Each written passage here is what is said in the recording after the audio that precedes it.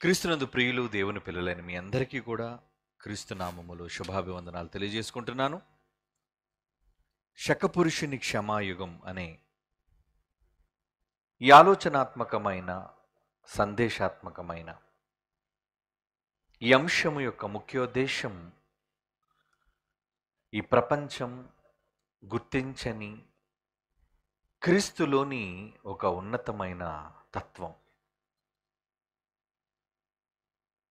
దేవుని పిల్లలారా, యేసుక్రీస్తు వారు భూమి మీదికి రావడానికి గల ముఖ్య కారణం,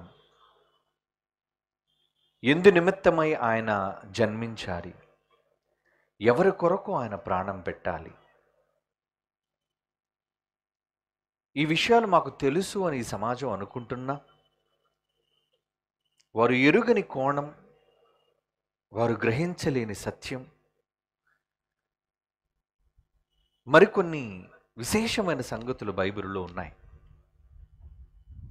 అవి మనం విందాం ఈ 3 రోజులు. ప్రపంచాన్ని మార్చటంలో, ప్రపంచ మానవాళి హృదయాలను గెలవటంలో ఆయనకు ఆయనే సాటి. నిజానికి యేసుక్రీస్తు వారి యొక్క గళం నుండి వెలువడిన మాటలు ప్రపంచంలో ఏ మనిషి ఎన్నడూనూ మాటలాడలేని మాటలు. అందరిలాంటి వాడు కాడు, అందరి మాటల వంటివి ఆయన మాటలు కావు. ఆయనకంటూ ఒక ప్రత్యేకత ఉంది. ఆయన మాటలలోని మాధుర్యం, ఆయన సంగతులలోని ఆకర్షణ, ఆయన క్రియలలోని త్యాగం, ఇవన్నీ ఈ సమాజం కొంతవరకే చూసింది ప్రియులారా. కానీ ఇంకా ఆయన కోసం తెలుసుకోవాల్సిన అనేక విషయాలు బైబిల్లో దేవుడు రాయించాడు. అవి మనం తెలుసుకోవాలి. యేసుక్రీస్తు అనగానే పుట్టాడు, పాపల కోసం ప్రాణం పెట్టి చనిపోయాడు, శిలువ మరణం పొందాడు అని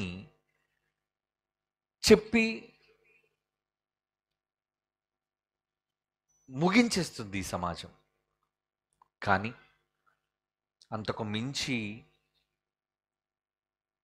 ఆయన సుగుణాలు, ఆయన స్వభావంలోని ఎన్నో ఆణిముత్యాలు, అవి మనం వినాలి. దేవుడు మన కొరకు రాయించాడు.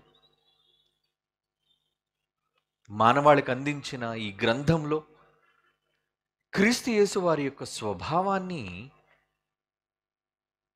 దేవుడు రాయించాడు. అవి మనం చదివితే యేసుక్రీస్తు వారు అర్థమవుతారు. ఈరోజు ప్రపంచానికి క్రీస్తు వారు ఒక మత సంబంధమైన వ్యక్తిగా మాత్రమే వారు తెలుసుకున్నారు. కానీ యావత్తు ప్రపంచం గుర్తించాల్సిన ఎన్నో ఆసక్తికరమైన విషయాలు ఆయనలో ఉన్నాయి.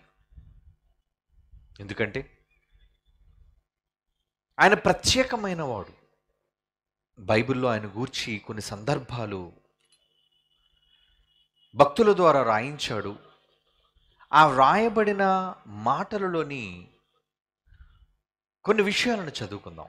అపోస్తలులు రాస్తున్న అనేక పత్రికలలో ఆయన గుణాలు మనకు కనబడతాయి. అందులో హెబ్రీలకు రాస్తున్న పత్రిక 7వ అధ్యాయం, హెబ్రీలకు రాస్తున్న పత్రిక 8వ అధ్యాయం 24వ వచనం నుంచి చదువుకుందాం ప్రియులారా. హెబ్రీ పత్రిక 7వ అధ్యాయం 24. ఈయన నిరంతరము ఉన్నవాడు గనుక మార్పులేని యాజకత్వము కలిగిన వాడాయను. ఈయన తన ద్వారా దేవుని యొద్దకు వచ్చువారి పక్షమున, తన ద్వారా దేవుని యొద్దకు వచ్చువారి పక్షమున విజ్ఞాపనము చేయుటకు నిరంతరము జీవించుచున్నాడు. ఆయన చనిపోలేదు సిలువలో. అక్కడతో ఆయన బ్రతుకు ముగింపు కాలేదు. సిలువ మరణం తరువాత సమాధిని గెలిచి మృత్యుంజయుడై లేచాడు. తన్ను సజీవునుగా అగపరుచుకున్నాడు. 40 దినాల అనంతరం ముల్లోకాల చక్రవర్తిగా తండ్రి కుడిపార్శ్వమున ఆసీనుడయ్యాడు. అందుకే ఆయన కూర్చుంటున్నాడు, నిరంతరము జీవించుచున్నాడు గనుక వారిని సంపూర్ణుడిగా రక్షించుటకు శక్తిమంతుడై ఉన్నాడు. మానవాళిని సంపూర్ణంగా రక్షించడానికి శక్తిమంతుడటండి ఆయన. ఇంకా ఆయనకున్న ప్రత్యేకతలు చూడండి. పవిత్రుడు, నిర్దోషి, నిష్కల్మషుడు, పాపులలో చేరక ప్రత్యేకముగా ఉన్నవాడును, ఆకాశ మండలము కంటే మిక్కిలి హెచ్చైన వాడునై ఉన్నాడు. అట్టి ప్రధాన యాజకుడు మనకు సరిపోయినవాడు. ఎవరటండి ఆయన? పవిత్రుడు, పరిశుద్ధుడు, నిర్దోషి, నిష్కల్మషుడు, పాపులలో చేరనివాడు, యాజకత్వం చేసేవాడు. అంటే పూజారి.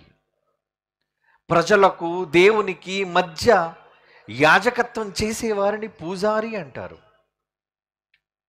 ఆయనే పూజారి. దేని కొరకు పూజారి?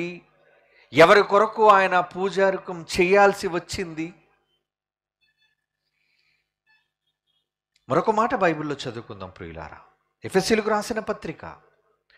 అపోస్తులైన పౌలు ఎఫెసీయులకు రాస్తున్న పత్రికలో ఇక్కడ ఏమంటున్నాడో చూడండి. 2వ అధ్యాయం 17వ వచనం. అపోస్తులకు అయిన పౌలు రాస్తున్న ఎఫెసీ పత్రిక 2వ అధ్యాయం 17వ వచనం ప్రియులారా.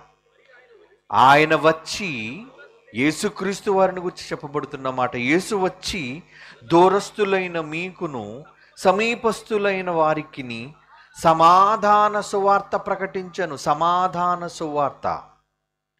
ఆయన ద్వారానే మనము ఉభయులము ఒక్క ఆత్మయందు తండ్రి సన్నిధికి చేరగలిగి ఉన్నాము. తండ్రి యొద్దకు వెళ్ళాలి అంటే అది మునుపెన్నడు ఎవ్వరికి సాధ్యము కాని పని.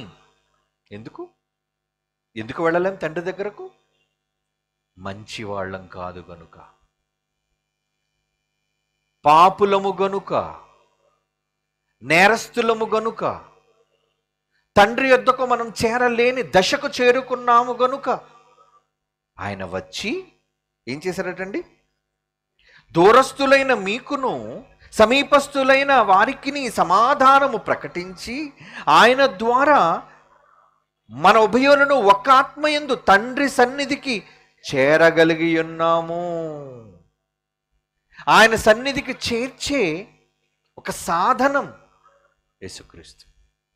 అందుకే ఆయన భూమి మీద బ్రతుకున్నప్పుడు ఒక మాట అన్నారు ఆయన, నేనే మార్గం, నేనే సత్యం, నేనే జీవం, నా ద్వారా తప్ప ఎవ్వడును తండ్రి యొద్దకు రాడు. అంటే రాడు అంటే యేసుప్రభు అభ్యంతరపరుస్తున్నాడనా, లేదా తండ్రి రానివ్వటం లేదనా? ఈ మాట జాగ్రత్తగా మీరు ఆలోచించాలి ప్రియులారా.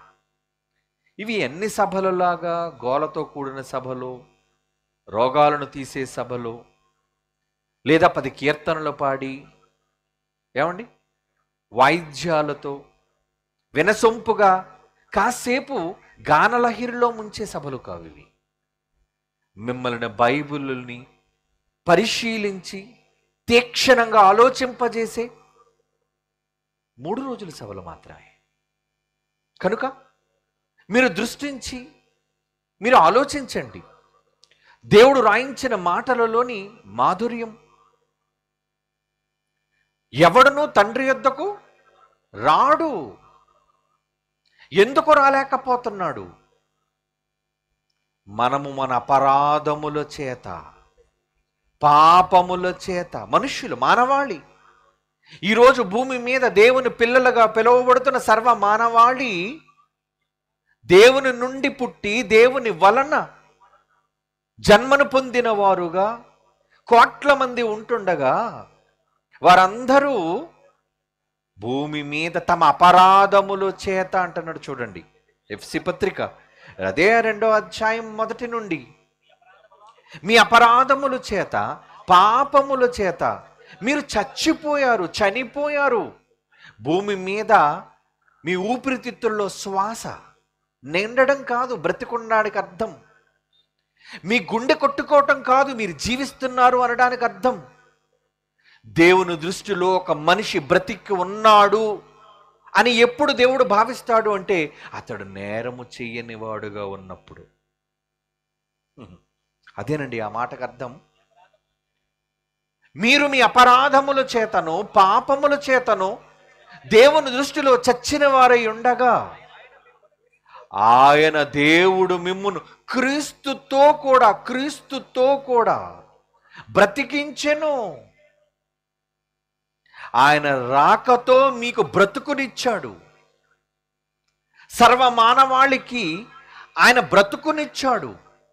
ఎందుకంటే ప్రపంచంలోని మనుష్యుల అందరి జీవితం దేవుని సన్నిధిలో సమాప్తం, ముగిసిపోయింది. యేసుక్రీస్తు వారికి జన్మనిచ్చిన పరలోకమందున తండ్రి స్వభావం దగ్గరకు ఒకసారి వెళదామండి. ఈ లోకాలను కలుగు చేసిన ఒక మహాశక్తి ఆయన.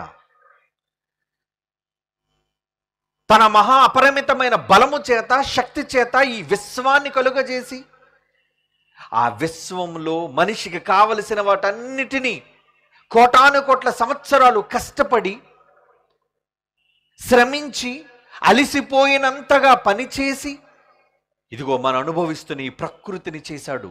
ఆయనే తండ్రి, దేవుడు. చివరకు తన పోలికలో తన స్వరూపములో నరుడు ఉండాలి అనే ఆశతో మనకు జన్మనిచ్చాడు దేవుడు. భూమి మీద ఉన్న సర్వ మానవాళిని తన స్వరూపాలుగా కన్నాడు. అలా కన్న తరువాత పరిస్థితి ఏమైందో తెలుసా? ఏ మనిషి పైనైతే ఆశలు పెట్టుకున్నాడో, ఎవరైతే తన పోలికలో ఉండాలి అని ఆశపడ్డాడో ఆ మనిషి దేవుని పైన తిరుగుబాటు చేశాడు. అది ఏదేను తోటలో ఆరంభమైంది. ఆదాము హవ్వలు అనే మన ఆది తల్లిదండ్రుల యొక్క తిరుగుబాటు ఎవరి మీద? కన్న తండ్రి అయిన దేవుని మీద తన పిల్లలైన వారు చేసిన తిరుగుబాటది. ఏంటా తిరుగుబాటు? దేవుని ఆజ్ఞ ఉల్లంఘన, దేవుడు చెప్పిన మాటను మీరటం, దేవుడు వద్దన్న పనిని చెయ్యటం. అది మీకు తెలుసు. అందుకు ఆ రోజే దేవుడు చెప్పాడు, ఈ పండు తిను దినమున నిశ్చయముగా చచ్చారా, మీరు చచ్చిపోయారు. మరి అవ్వ బ్రతికుంది, ఆదాము బ్రతికున్నాడు. ఆయన దృష్టిలో బాహ్య సంబంధమైనది కాదండి చావు. ఈ శరీరం మట్టిలోనికి వెళ్ళిపోవడం కాదు దేవుని దృష్టిలో చావు అంటే. దేవుని మాట నెరవేర్చని మనిషి ఎవరైనా అతడు ఆయన దృష్టిలో చనిపోయిన వానితో సమానం. పిల్లలు తమ మాట వినలేనప్పుడు, కాదని పోయినప్పుడు తల్లిదండ్రుల ఆవేదనతో అనే మాట ఏంటో తెలుసా? ఇక నా బిడ్డ నా దృష్టికి చచ్చిపోయిందండి. తమకు నచ్చని అబ్బాయిని ప్రేమించి వెళ్ళిపోయినప్పుడు, లేదా తమకు నచ్చిన అమ్మాయిని వివాహం చేసుకుని తల్లిదండ్రులు అనాథలుగా చేసి విడిచిపెట్టినప్పుడు ఆ తల్లిదండ్రులు పడే వేదనతో అన్న మాట ఏంటో తెలుసా? ఇక నా బిడ్డ నాకు లేదు, ఈ రోజు నుంచి చచ్చిన దానితో చచ్చిన వాడితో సమానం అంటారే, అదే అన్నాడు దేవుడు. తిను దినమున నిశ్చయముగా మీరు చత్తురు.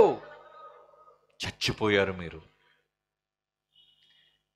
అలా చచ్చిపోయిన మనుష్యులు దేవుని దృష్టిలో చచ్చారు కదా అనుకుంటే ఇక వారి సంతతి చూడండి.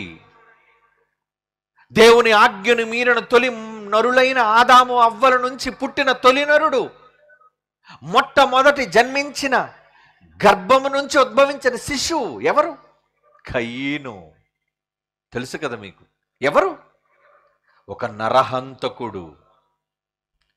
అంటే దేవుని మాటను మీరని ఇద్దరు వ్యక్తుల నుంచి, భార్యాభర్తల నుంచి వచ్చిన తొలి పంట ఒక నరహంతకుడు పుట్టాడు. అప్పటి వరకు ప్రపంచానికి చంపటం అంటే ఏంటో తెలియదండి. ఈరోజు మీకు కర్నూలు, రాయలసీమ ప్రాంతంలో చావులు కొత్త ఏం కాదు, నరుక్కోడాలు కొత్త ఏం కాదు. కానీ ఈ ప్రపంచ మానవ సమాజానికి మొట్టమొదటి చావును చూపించిన వ్యక్తి, అది రక్తపాతం సృష్టించి చంపిన వ్యక్తి కయీను. దేవుడు ఆశలు ఏమవ్వాలి చెప్పండి? అల్లారు ముద్దుగా తన పిల్లలను తన పోలికలో చేసుకుని ఈ విశాలమైన ప్రకృతిని చేసి తన పిల్లలు తనంతటి వారు కావాలి అనుకున్న ఆ కన్న తండ్రి మనస్సు ఎవరి కోసం చేశాడు ఇదంతా?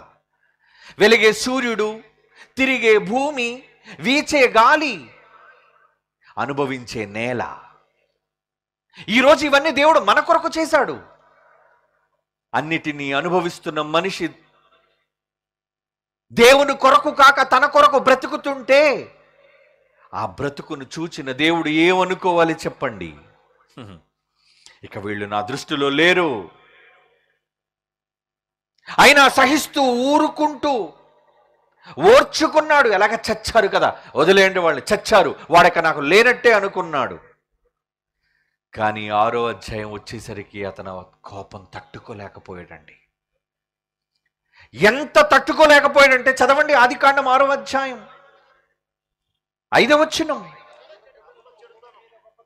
ఆదికాండం 6వ అధ్యాయం 5వ వచనం. నరుల చెడుతనము భూమి మీద గొప్పది. ఎందులో గొప్పవాడైపోయాడు మనిషి?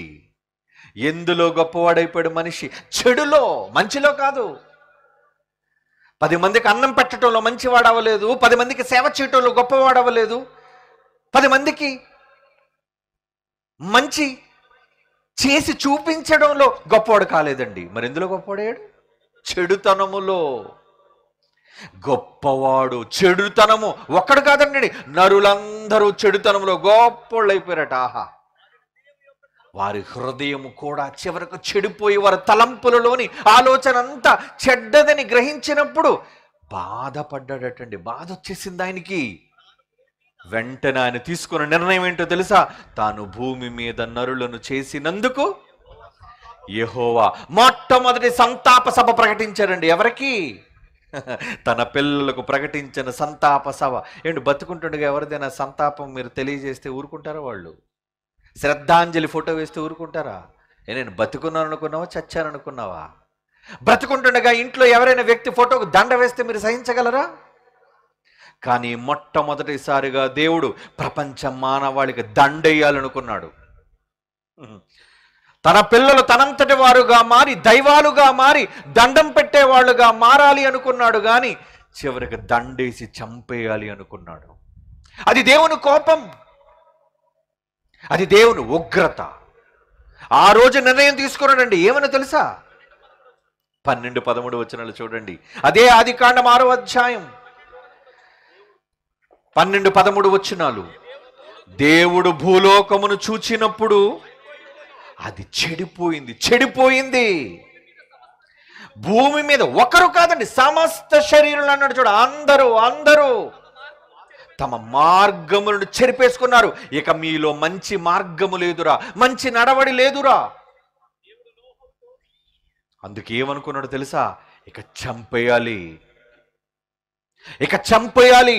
అందుకే రప్పించాడండి జలప్రళయం.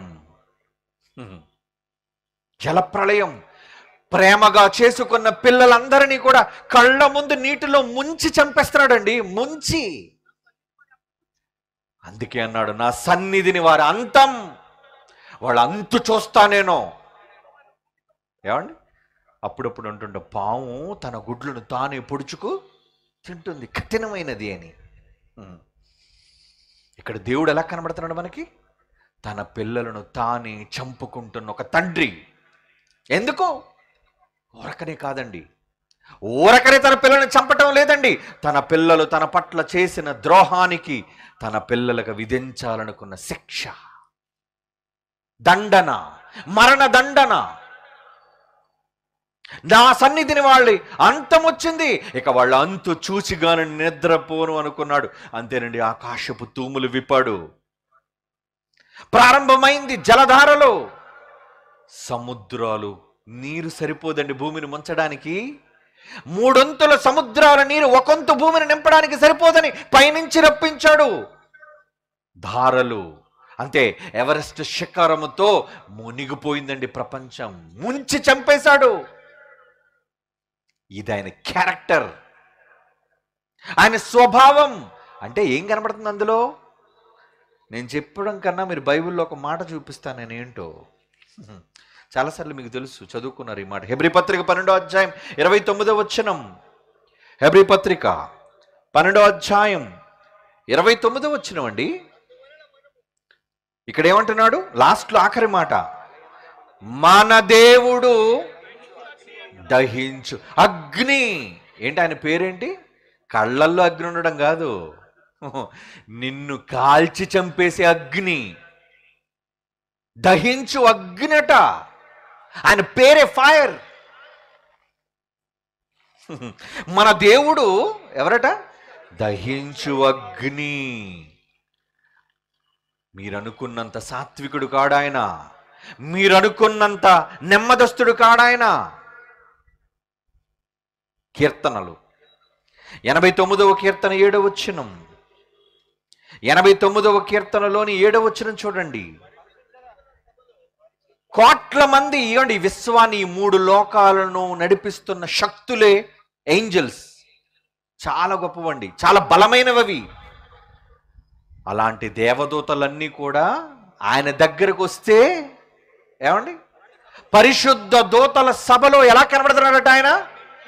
మిక్కిలి భేకరుడు, చాలా భయంకరంగా ఉన్నాడటండి. తన చుట్టూ చాలా మంది భయంకరులు ఉన్నారు. వారందరికంటే భయంకరుడా? ఇది ఎక్కడ పేరండి? ఎవరి పేరు? ఈ పేరు మీ తండ్రి పేరు, మన తండ్రి పేరు. మిక్కిలి భయంకరుడట ఆయన. ఇందాకడేమో అగ్ని అన్నాడు, దహించేస్తానన్నాడు. ఇక్కడేమో భేకరుడు, నన్ను చూచి వణకాలి గజగజ ఎవరైనా సరే. అంత భయంకరుడు ఆయన. హెబ్రీయులకు రాసిన పత్రిక 10వ అధ్యాయం 31. హెబ్రీ పత్రిక 10వ అధ్యాయం 31. జీవము గల దేవుని చేతిలో ఒకవేళ మీరు పడితే అది భయంకరంగా ఉంటుంది, భయంకరం. ఇంకా 8వ అధ్యాయం హెబ్రీ పత్రిక 12వ వచనం చూడండి. హెబ్రీ పత్రిక ఏమండి? హెబ్రీ పత్రిక ఎంత భీకరుడు, ఎంత భయంకరుడు. ఏమంటున్నాడు? హెబ్రీ పత్రిక 8వ అధ్యాయం 12వ వచనం, నేను వారి దోషముల విషయమై దయ్య. ఇదేంటి ఇలా మారిపోయాడు సడన్గా? అప్పటి వరకు కళ్ళల్లో నిప్పు నింపుకున్నవాడు, ఒకసారి ప్రపంచాన్నంతటినీ కూడా, పక్షుల్ని పురుగులతో సహా మొత్తం జలప్రళయంతో చంపేసినోడు ఎలా మాట్లాడుతున్నాడు? ఏమండి? నేను వారి దోషములు, వాళ్ళు తప్పులు చేస్తున్నారు, వాళ్ళు తప్పులు చేస్తున్నారు, వాళ్ళు తప్పులు చేస్తున్నారు, నేను వారి దోషముల విషయమై దయ కలిగి. ఇక వీళ్ళు పాపాలు మానటం లేదు, వీళ్ళు మానేటట్టు లేరు. ఇక వీళ్ళు పాపాలు మానేటట్టు లేరు. మరి ఇప్పుడు ఏం చేద్దాం? ఇక ఒకటే మార్గం. ఇక నేను కోపపడుతూ ఉంటే వీళ్ళంతా చచ్చిపోతారు కనుక ఇక నేను వారి పాపముల విషయమై దయ కలిగి ఎన్నడనో జ్ఞాపకము చేసుకొనను. ప్రభు సెలవిచ్చుచున్నాడు. ఎందుకు సెలవిచ్చాడు ఈ మాట? ఏమండి, ఎందుకు సెలవిచ్చాడండి? ఏదో జరిగింది, ఏదో జరిగింది. అప్పటి వరకు నరికేస్తా, చంపేస్తా, కోసేస్తా అన్నాడు. నువ్వు కనబడగానే నేను కౌగులించుకొని నీకు అన్నం పెట్టాడు అనుకోండి, ముద్దు పెట్టుకున్నాడు అనుకోండి, ఏదో జరిగింది మొత్తానికి. ఏదో మార్పు జరిగిపోయింది. ఏదో మనకు తెలియని అంతరార్థం అందులో దాగుంది. ఏంటది? కోపంతో, భీకరత్వంతో, భయంకరంతో నిండిపోయిన తండ్రిని మార్చేశాడండి ఒక కొడుకు. అలాంటి కోపిష్ఠుడైన తండ్రిని మార్చాడు ఒక కొడుకు. ఎందుకంటే ఆయన చట్టం, ఒకప్పుడు ఆయన చట్టం ఎలాంటిదో తెలుసా? కంటికి కన్ను. ఆయన ఇచ్చిన చట్టం, ధర్మశాస్త్రంలోని చట్టం ఎలాంటిది? అది కంటికి కన్ను, ఇంకా పంటికి పన్ను, ప్రాణానికి ప్రాణం. అది ఆయన శాస్త్రం, ధర్మశాస్త్రం, ఆ రోజు చట్టం. కానీ ఆ చట్టం మారిపోయింది. ఆ చట్టాన్ని దేవుడు మార్చేశాడా? ఎందుకు మార్చేశాడు? కంటికి కన్ను అని చెప్పిన దేవుడు, ప్రాణానికి ప్రాణం అని చెప్పిన దేవుడు, మనుష్యులపైన ఇంత భీకరమైన కోపముతో నిండిపోయిన దేవుడు, పరిశుద్ధ దూతల సభలో భీకరుడు, భయంకరుడుగా ఉన్న దేవుడు ఎందుకు మారిపోవలసి వచ్చిందో తెలుసా? తనకు పుట్టిన జ్యేష్ఠ కుమారుడని యేసుక్రీస్తు, అతడే కారణం. అతడే కారణం. తండ్రి మనస్సు మారడానికి కారణం. ఆ మార్పుకు కారణం ఏంటో రహస్యం ఉంది, అది చెప్తాను మీకు రేపు. టైం లేదు కదా, మొదటి రోజు లేట్ ఇచ్చారు నాకు టైము. అంతటి యేసుక్రీస్తు వారు ఎందుకు క్షమించమనగానే దేవుడు వెంటనే మాట మార్చేసి ఏమంటున్నాడు? నేను వారి దోషముల విషయమై దయ కలిగి వారి పాపములను ఇక నాయన ఒకసారి కాదురా ఎప్పుడు జ్ఞాపకం చేసుకొనను. ప్రభువు సెలవిస్తున్నాడు, తండ్రి అయిన దేవుడు. అప్పటి వరకు పాపం చేస్తే ఎలాంటోడు ఆయన? ఎలాంటోడండి? ఏమండి, ఇశ్రాయేలీలు సణుక్కున్నారటండి. సణుక్కున్నందుకు ఏం చేశాడో తెలుసా అండి? సంహారకుడిని పంపాడట. సంహారకుడు పంపించి లక్షల మందిని చంపేశాడు. లక్షలు. ఏంటి శనిగినందుకే? నిన్నేం అనలేదు కదయ్యా, శనిగారు లోన. అంత కోపం ఆయనకి. శనిగినా సహించడు. అగ్ని పంపించి కాల్చేశాడండి. నేట ముంచి చంపేశాడండి. ఇక సొదొమ గొమొర్రాలో అయితే పైనుంచి అగ్ని గంధకాలు మండించి మరి దహించేశాడండి. దహించు దేవుడు కదా. ఎంత భీకరమైన స్వభావి, ఎంత కోపిష్టి అయిన దేవుడు ఏంటండి ఇంత మంచివాడైపోయాడు? ఏంటా కారణం? అంటే యేసుప్రభు వచ్చి క్షమించే తండ్రి అంటే క్షమించేస్తాడా? ఎందుకు క్షమించాలి? నీకు తెలియదు నాయన, పక్కనుండు, నువ్వు చిన్నవాడివి, నీ తమ్ముళ్ళు మంచోళ్ళు అనుకోవద్దు, వాళ్ళు చాలా ఇబ్బంది పెట్టారు నన్ను, నువ్వు ఒకవేళ వెళ్ళి మారుద్దానని నిన్ను చంపుతారు, వాళ్ళు సిలువేస్తారని నీకు తెలీదా? ఒకసారి చూడు, నీ భవిష్యత్తులో చూడు. నువ్వేదో వెళ్ళిపోతాను, మార్చేస్తాను, బాగు చేసేస్తాను, వాళ్ళందరినీ నీ దగ్గరికి తీసుకొచ్చేస్తాను అని అడ్డుపడ్డావే నువ్వు. ఏమంటే అడ్డుపడితే వినాలా మాట? అప్పుడప్పుడు చూడండి, నాన్న కోపిష్ఠుడైపోయి ఉగ్రుడైపోయి బెల్ట్ తీసాడు అనుకోండి, తమ్మును కొడుతున్నాడు అనుకోండి, భార్య మధ్యలోకి రాదండి. ఎందుకురా నాయన, ఇప్పుడు కానీ మధ్యన వెళ్ళానంటే నాకు పడితే 4 దెబ్బలు, మీ నాన్న అసలుకి కోపంతో ఉన్నాడు.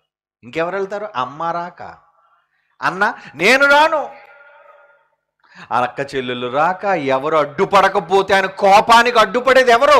ఒకే ఒక్కడున్నాడు, is Jesus Christ, one and only. ఒకే ఒక్కడు దేవుని కోపాన్ని తట్టుకొని ఆపేవాడు. ఇలాగ అనగానే దేవుడు అంత కోపిష్ఠుడు కూడా వెంటనే ఆయన ఉగ్రత అంతా పోయిందండి, ఆయన కోపం అంతా పోయిందండి, ఆయన రౌద్రం అంతా పోయిందండి. ఏంట మ్యాజిక్? ఏదో యేసు ప్రభు అడిగేసి, తమ్ముళ్ళు ప్రభు క్షమించే ప్రభు అంటే వెంట ఆయన క్షమించమంటే ఆయన వెంటనే క్షమించేసి విడిచిపెట్టేసేవాడు కాడు. ఇద్దరి మధ్యన ఏదో జరిగింది, అది రహస్యం. చెప్తా మీకు రేపు, రండి. మొదటి రోజు కదా కొంతమంది మిస్ అయిపోయారు, ఎందుకంటే దేవుడి మీద ప్రేమ ఎక్కువ వాళ్ళకి. ఏమండి, దేవుడు వాళ్ళందరినీ క్షమించాలి, ఎందుకంటే క్షమాగుణంలో కదా ఉన్నాం మనం. అందరికీ ఈ విషయాలు వినిపించాలని లక్షల రూపాయలు ఖర్చు పెట్టారండి పిల్లలు. దేనికి? ఈ విషయాలు ఈ పట్టణంలో ఉన్న క్రైస్తవ జనాంగం వినాలి. ఇప్పటి వరకు ఒక కోణంలో మీరు బైబిల్ చదివారు, ఒక కోణంలో క్రీస్తుని చూచారు, దేవుణ్ణి చూచారు, కానీ మీకు తెలియని కోణం బైబిల్లో ఉంది. బైబిల్లోనే ఉంది, కానీ చదవాలి కదా మనం. దేవుని ఉగ్రతను ఆపే రహస్యం ఏంటి? ఏంటి తన కోపాన్ని ఆపేసుకున్నాడు? దోషం విషయమై దయ అంటున్నాడేంటి? చదవండి మరలా మాట. హెబ్రీ పత్రిక 8వ అధ్యాయం 12వ వచనం అండి. నేను వారి దోషముల విషయమై దయ కలిగి వారి పాపము లేక ఎన్నడూ అంటే చూడండి, ఎప్పటికీ నాయన ఎప్పటికీ జ్ఞాపకం చేసుకోనరా. ఏంటి తండ్రిలో ఈ గొప్ప మార్పు? సణిగితే సంహారకుడి చేత చంపేసేవాడు, రాజైనా మంత్రైనా సామాన్యుడైనా ఎవరిని పట్టించుకోకుండా ఎవడినైనా సరే శిక్ష అమలు చేసే తండ్రి యేసు ప్రభు చెప్పగానే ఎందుకు వినాలి? ఎందుకు యేసు మాట వినాలి? ఒక మాట చదువుకుందండి. 1 యోహాను పత్రిక 2వ అధ్యాయం, 1 యోహాను పత్రిక 2వ అధ్యాయం 2వ వచనం చూడండి ప్రియులారా. 1 యోహాను పత్రిక 2వ అధ్యాయం 2వ వచనం. ఆయనే ఎవరు? యేసుక్రీస్తు మాత్రమే. దేవుడు కాదు ఇక్కడ, తండ్రి అయిన యెహోవా కాదండి, యేసు వారు మాత్రమే. ఆయనే మన పాపములకు శాంతికరమై ఉన్నాడు. ఎలా ఉన్నాడటండి? పాపములకు ఎలా మారిపోయాడట? శాంతి. యేసుప్రభు రాగానే దేవుడు కూడా శాంతమూర్తి అయిపోయాడటండి. మన పాపములకు మాత్రమే కాదు, ఇంకా చదవండి, సర్వలోకమునకు శాంతికరమై ఉన్నాడు. అబ్బా, సర్వలోకానికి, అందరి కోసం. ఏమండి, యేసు ప్రభు శాంతి కాముకుడు. క్రైస్తవులకి కాదండి, ప్రతి జాతి మనుష్యులకి, సర్వలోక జనులకు, అందరి కోసం. ఎవరండి అందరి కోసం పెడతారు ప్రాణం? మనం అన్నం మన వాళ్ళకే పెడతాం, అవునా? మనం మన వాళ్ళనే ప్రేమిస్తాం, మనం మన వాళ్ళకి పక్షపాతం చూపిస్తాం. కానీ యేసులో ఆ పక్షపాతం లేదు. యేసులో ఆ పక్షపాతం లేదు. ఒక పక్క దేవుని కోపం మండిపోయి ప్రపంచ ప్రజలను నీటి ద్వారా, అగ్ని గంధకాల ద్వారా చంపేసుకుంటూ పోతుంటే ఏమైపోద్ది మానవ సమాజం? దీనికి ఏదో ఒకటి చెయ్యాలి. అదే యేసుక్రీస్తులోని ప్రణాళిక, అదే యేసులోని ప్రణాళిక. ఆయన ఒక్కడేనండి దేవుని ఉగ్రకు ఎదురు నిలిచాడు. ఎవడండి తట్టుకోగలడు? ఆయన కోపాన్ని తట్టుకుని నిలబడే శక్తి, దమ్ము ఎవడుకుంది? ఒక చిన్న సీక్వెన్స్ చెప్తానండి, బైబిల్లో ఉన్నది. సింహాసనం మీద కూర్చున్నాడట. దూతల సభలో ఎలాంటి వాడని చదువుకున్నాం మనం. మిక్కిలి భీకరుడు, చాలా కోపం. అంత కోపంలో ఉన్నప్పుడు ఆయన చేతిలో ఒక పుస్తకం ఉందటండి. ఆయన చేతిలో ఏముంది? ఇలా పుస్తకాన్ని పట్టుకున్నాడటండి. చాలా కోపంగా ఉన్నాడు, అందరినీ కోపంగా చూస్తున్నాడు, మిర్రుమని చూస్తున్నాడు. అప్పుడు ఒక ఆయన నడుచుకుంటూ వస్తున్నాడటండి. ఎవడు బాబు ఈ పుస్తకాన్ని కోపంగా ఉన్న ఆయన చేతిలోంచి తీసుకుంటాడు అని మొత్తం పరలోకంలోని కోటాను కోట్ల మంది దేవదూతలు, పెద్దలు అందరూ ఎదురు చూస్తూ నిశ్శబ్దంగా ఉన్నారటండి, మౌనంగా. ఎవ్వరు కిక్కు మనకూడదు. ఎందుకంటే స్ట్రిక్ట్ మాస్టర్ బడిలోనికి, క్లాస్ రూమ్లోకి వచ్చాడు అనుకోండి, స్టూడెంట్స్ ఎలాగైపోతారు? Pin drop silence. ఒరే, ఈడు సామాన్యుడు కాదురా, చండశాసనుడు ఈడు.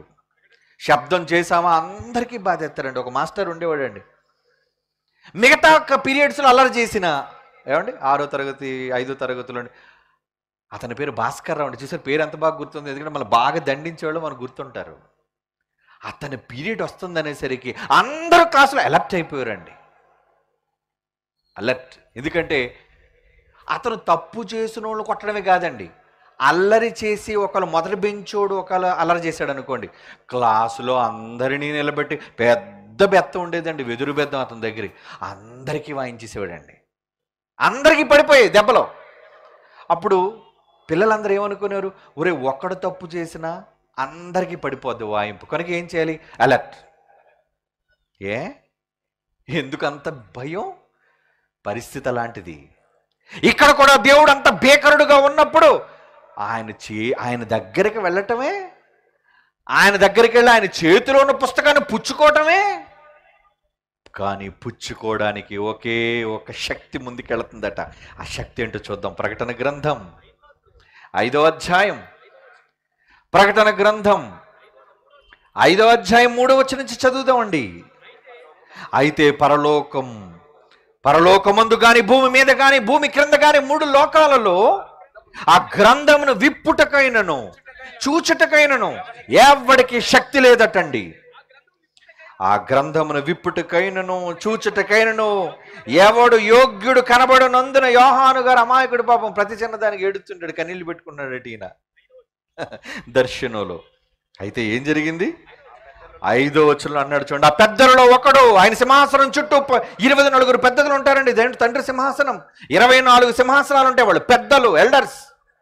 ఆ పెద్దలలో ఒకడు యోహాన్ దగ్గరికి వచ్చి, ఏడవకయ్యా చిట్టుకన్నా ఏడొద్దు, ఇదిగో దావీదుకు చిగురున్నాడు, యోధా గోత్రపు సింహం ఆయన, ఈ పుస్తకానికి ఉన్న 7 ముద్రలను తీసి ఆ గ్రంథమును విప్పుటకు జయం అండి, జయం వచ్చేసింది ఆయనకి. ఒకే ఒక్కడున్నాడు ఆ పుస్తకాన్ని టచ్ చేసే మనగాడు. ఎవరట ఆయన? ఏం చేసి జయం పొందాడట? కిందకి వెళ్ళేసరికి చూద్దాం. 9వ వచనం ఏమండి, 9-10 వచనాలు. ఆ పెద్దలు, నీవు ఆ గ్రంథమును తీసుకొని దాని ముద్రలు విప్పుటకు నువ్వు మాత్రమే యోగ్యుడవు.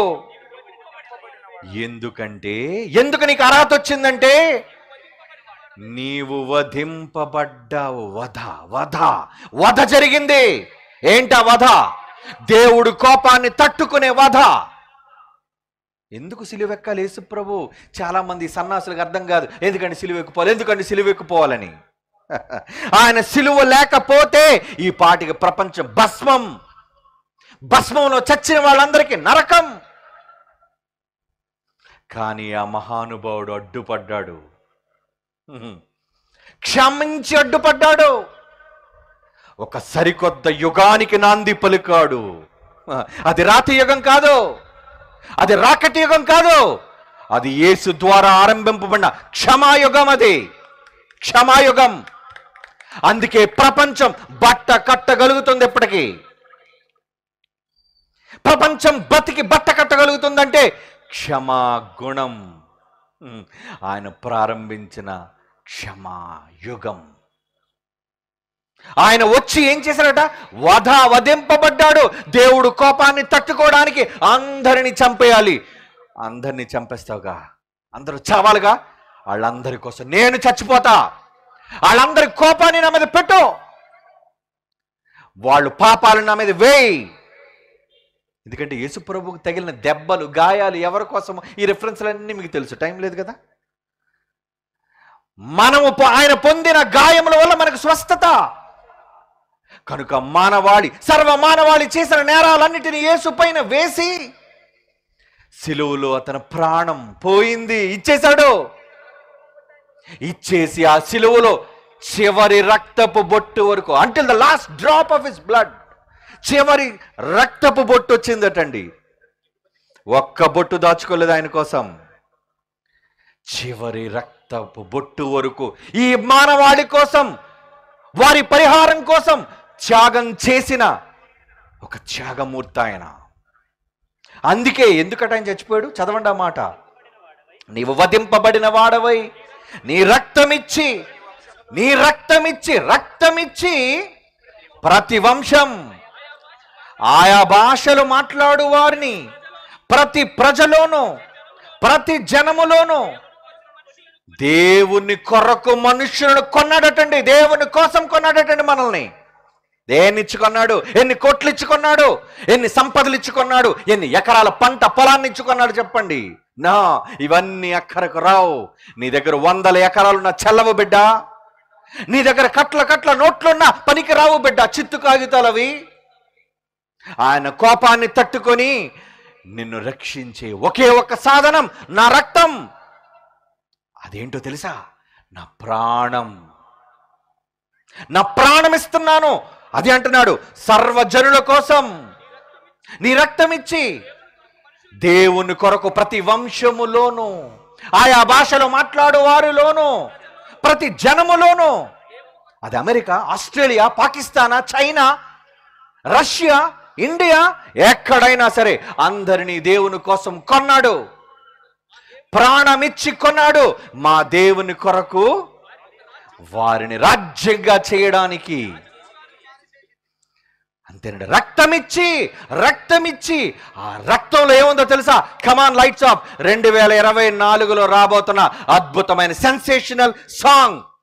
మొట్టమొదటి భూమి మీద తొణికిన వణికిన రక్తం ఎవరిది? హేబెలు రక్తం. ఏముందో తెలుసా? శిక్షించు, కానీ క్షమించమని ఒకే ఒక్క స్వరం పలికింది. అదే రక్తము నుంచి వచ్చిన క్షమించే స్వరం. దానికి ఎందుకు దేవుడు ఒప్పుకున్నాడో, ఎందుకు ఆయన పాపముల విషయమై దయ కలిగి దయామూర్తిగా యేసువలే మారిపోయాడో, ఈ రహస్యాన్ని రేపు విందాం. కళ్ళు మూసుకొని ప్రార్థన చేసుకుందాం.